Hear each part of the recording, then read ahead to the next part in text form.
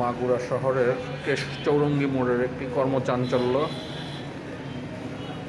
রাত। আমি এসেছি এখানে একটি কাজে ঢাকা থেকে। এই যে দেখছেন রাস্তার ওপাশে ইলেকট্রিক দোকান, আরও বিভিন্ন দোকানপাট, খাবারের দোকান।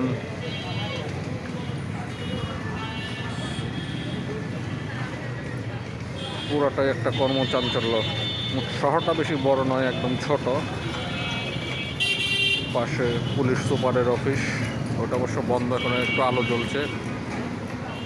আলো সব ওই সামান্য দূরে দেখা যায় আলো জ্বলছে, পুলিশ সুপারের কার্যালয়। এখানে 2 বছর আমি ছিলাম, প্রজেক্ট করেছি।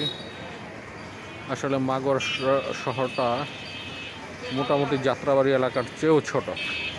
এই ছোট এর মধ্যে প্রশাসনিক যত দপ্তর, মার্কেট সব এইখানে আছে।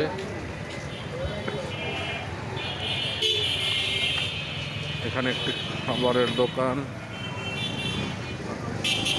যাক আছে পর্যন্তই।